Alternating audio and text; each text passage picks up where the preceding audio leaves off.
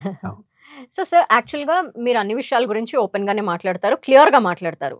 So, ఇప్పుడు రీసెంట్‌గా జరుగుతున్న ఇష్యూ గురించి మాట్లాడుకుందాం. ఏందన్నా? ఐబొమ్మ విషయం గురించి, ఐబొమ్మ రవి విషయంలో.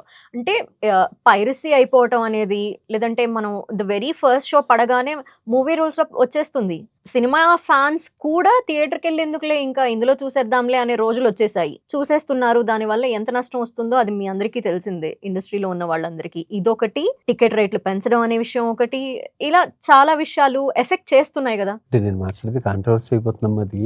హ్మ్. ఇప్పుడు వాళ్ళు అన్ని వందల కోట్లు పెట్టి సినిమా తీసి వాడెవడో దొంగచాటుగా చూపిస్తున్నాడంటే హ్మ్. 20 ఏళ్ళు పెంచిన ఒక అమ్మాయిని ఎవడో ఎత్తుకుపోయినట్టు నిజమే. కదా! అది బాధ. హ్మ్. అలా అని పాప్‌కార్న్ రేట్లు, ఆ రేట్లు, ఈ రేట్లు ఒక మిడిల్ క్లాస్ ఫ్యామిలీ ఎళ్ళాలంటే 2000, 3000 అవుతుందంటే అదొక బాధ. హ్మ్. కొంతమంది దీంట్లోనూ ఆ రవిని సపోర్ట్ చేసేవాళ్ళు కూడా ఉన్నారు. నేను సపోర్ట్ చేయను. ఎగ్జాక్ట్‌లీ ఇదే ప్రాబ్లమ్. ఉన్నారమ్మా. నేను ఉన్నారు. చెప్తున్నాను కదా! మరి మా సినిమా ఈరోజు రూ. 99 హ్మ్. హిట్ అయింది. వాళ్ళు ఏ ధైర్యంతో రూ. 99 చేశారో నాకే తెలీదు. హ్మ్. నాకు బిజినెస్ పరంగా తెలీదు. హ్మ్.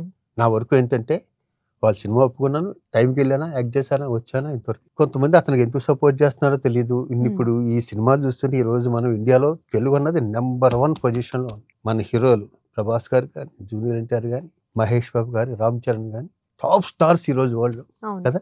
మరి వీళ్ళు సినిమా ఒక తీయాలి, వాళ్ళు డేట్లు సంపాదించాలంటే 2, 3 ఏళ్ళు అవుతుంది. వాళ్ళతో షూటింగ్ చేయాలంటే 1, 2 ఇయర్స్ అవుతుంది. రాజమౌళి గారు లాంటి వాళ్ళతో 5, 6 ఏళ్ళు అవుతుంది. ఇలా షూటింగ్ చేసి చాలా జాగ్రత్తగా అలా రిలీజ్ చేయగానే ఇలా పక్కదావ నుంచి హ్మ్. సినిమా రిలీజ్ గుండెలు పగిలిపోవమ్మా నిజమే. కదా! హ్మ్. అది తప్పే కదా అది. అవును. అంటే ఎందుకు సపోర్ట్ చేస్తున్నారనే విషయంలో కూడా క్లారిటీ రావట్లేదు. ఎక్కడ కూడా ఆడియన్స్ దగ్గర నుండి అంటే కొంతమంది ఆహ్, తనకు ఓపెన్‌గా సపోర్ట్ చేసేస్తున్నారు. వాట్ ఈస్ రాంగ్ అని. సినిమా టికెట్స్ రేటు మేము హ్మ్. వీడు ఫ్రీగా చూపిస్తున్నాడు హ్మ్. రవి అన్నాడు ఫ్రీగా చూపిస్తున్నాడు హ్మ్. మాకు. మేము ఇన్ని డబ్బు ఎంత ఖర్చు పెట్టుకెళ్ళి దొంగసాటుగా చూస్తాను అంతే. నేను చూద్దాం అనుకున్నా మూవ్‌మెంట్‌లో హ్మ్. నాది ఎందుకు అబద్ధం ఆడుతుంది హ్మ్. దీంట్లోను. నాకు ఫ్రెండ్ ఉన్నాడు. హ్మ్. తను ప్రతి సినిమా చూస్తాడు. ఓకే. హ్మ్. హ్మ్. అది చూడు ఎంత క్లారిటీగా ఉందో అంటాడు. అవును.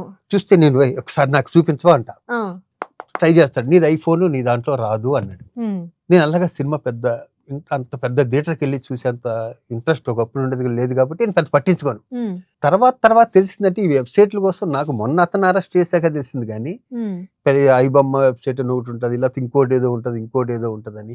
ఇప్పుడు అతన్ని పట్టుకున్నారా? నాగిని అనుకుంటున్నారా మీరు? లేదు. ఇంకా వస్తున్నాయంట. వస్తూనే ఉన్నాయి. ఓపెన్ అవుతుందది అవును. సైట్. దీన్ని ఎక్కడో ఏం చేయాలంటే స్ట్రిక్ట్‌గా అంటే ఎంత పనిష్మెంట్ చేయాలో అంత పనిష్మెంట్ చేస్తే నాకు మనవోళ్ళు జడవనమ్మా. మనవోళ్ళు ఎందుకు జడుస్తారు? వీళ్ళు పట్టుకున్నారు, జైల్‌లో పెట్టారు. ఒక లాయర్‌ని పెట్టుకుంటాడు. పెద్ద మళ్ళీ లాయర్‌ని పెట్టి బయటకొస్తా. మళ్ళీ బయటకొస్తాడు. అంతే. కదా! అవును. వాడు రాకూడదు. హ్మ్. అప్పుడు జలుస్తాడు. అవును. నిజమే. అరబ్ కంట్రీస్‌లో ఎందుకు భయపడతారు? Strict rules. మరదే. నిజమే. ఇక్కడ మనం ఎందుకు తప్పు చేయడానికి భయపడతాం? మనం ఆఫ్టర్ ఆల్ ఈ చెక్ పోస్ట్‌లో మనం ఆగలేము. ఒక్క నిమిషం హ్మ్. లైట్ పడితే ఆగలేము. కంగారు మనకి. అవును.